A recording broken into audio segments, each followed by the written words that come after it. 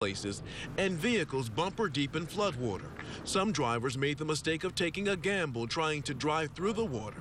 This man and his Subaru crapped out. And the water comes right over the bonnet. It's about 3 feet deep. Your car stalled? Yes, stalled. We found some of the worst flooding near B72nd Street and Alameda Avenue. And in other parts of the area, it looked just as bad. Even school buses had to slow down to a crawl. Some streets look more like small ponds. The FDNY keeping a close watch on the water level to make sure conditions don't become too dangerous and require evacuations. Down that end of the block is worse, but like I said, I've been here since 1961, and I've seen a lot worse than this. Nick Anisi says this is nuisance flooding, and as quickly as the water rises, it will eventually recede, leaving behind barely a trace of this morning's misery. I wouldn't panic over it. This is just a norm when you live by the water. Yeah, and that misery continues this morning. Meanwhile, that white vehicle we showed you a moment ago, that was a PSE&G vehicle, and the driver said to us laughingly, I thought about it and quickly realized if I want my job, I probably should turn around and go in a different direction. So, again, the water's starting to go down, but certainly not fast enough for so many of these drivers who are standing in their doorways and hoping at some point in time they can get out of here with their cars, but that's probably not going to be the case. And then you heard Bill mention a moment ago that there's a round two coming this way as well. So it's shaping up to be pretty much of a long and miserable day for a lot of people here across the Rockaways. For now, we're live. Dre Clark, Channel 7 Eyewitness News. Thank you, Dre. Well, there was some flooding at the New Jersey Transit train terminal in Hoboken as well. Water covered the bottom of the rail bed at the train station. Bus service was not disrupted, though. You might remember the major commuting hub was badly damaged when more than 5 feet of water from the Hudson River poured into it during Superstorm Sandy in 2012. From flooding to snow, the east end of Long Island is seeing the worst of the snow. Many schools in Suffolk County canceled classes for the day. Eyewitness News reporter Kristen Thorne is live in Riverhead with that part of our coverage. Kristen? Well, Charlene, here we go again for Suffolk County, just like the storm we got on Friday that really hit the east end of Long Island. And again, it is the east end of Long Island expected to get the brunt of this storm. I want to show you here in Riverhead, Route 58 here. You know, everything's looking all right. It's just still a little treacherous out there, so you definitely want to be careful if you're going to head out. But up to 8 inches of snow expected for some areas in Suffolk County, so really no surprise that schools are closed today. We're going to show you some video we got on the LIE around Calverton, around exit 71. It really was amazing to watch because as we were heading east around, you know, Brentwood, Comac, you know, the LIE was okay. And then something happened, like right when we hit Manorville, it just got bad all of a sudden. So, you know, traffic really slowed down to a crawl.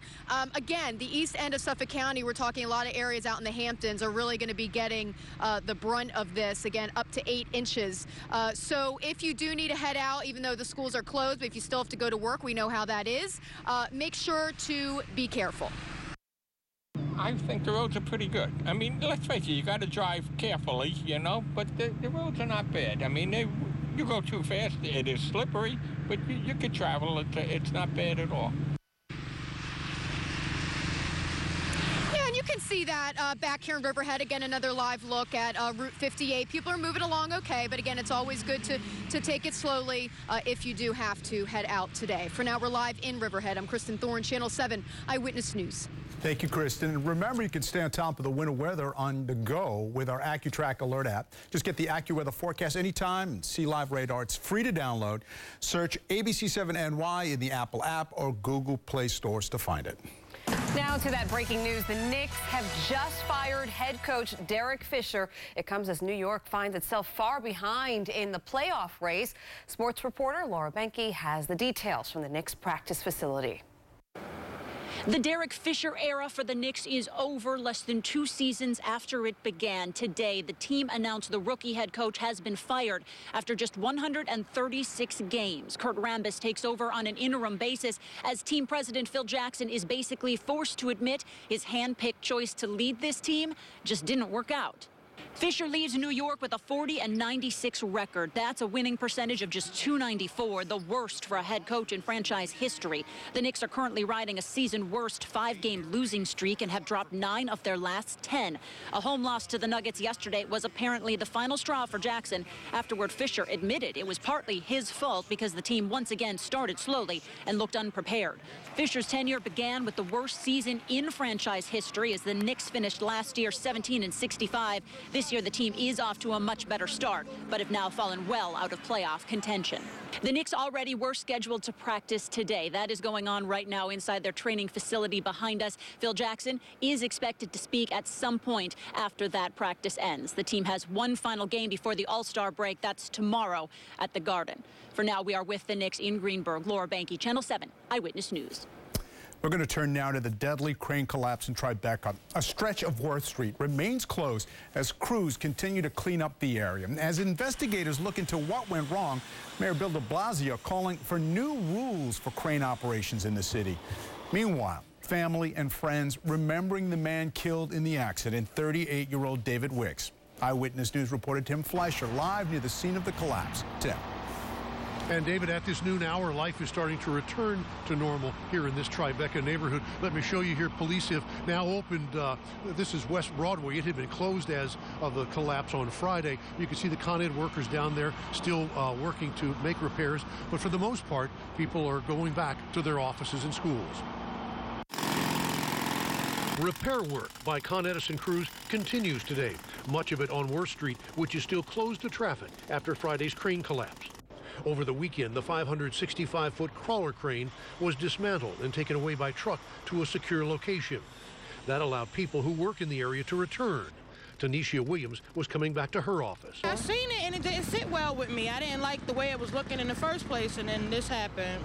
So after it collapsed, then you decided to stay home. At that point, you knew you couldn't come in. Yes, exactly. I stayed home. Also in the area are several large New York law school buildings that had been evacuated. The crane fell right in front of this building. Students and faculty could now return to classrooms and offices. But now everything's open today? Things are open today. The water's fixed, so we're allowed to go back in. On Sunday, Mayor de Blasio announced a 4-point plan to increase safety when large construction cranes are operating. There will be new restrictions on the crawler cranes during wind conditions and increased enforcement of pedestrian safety.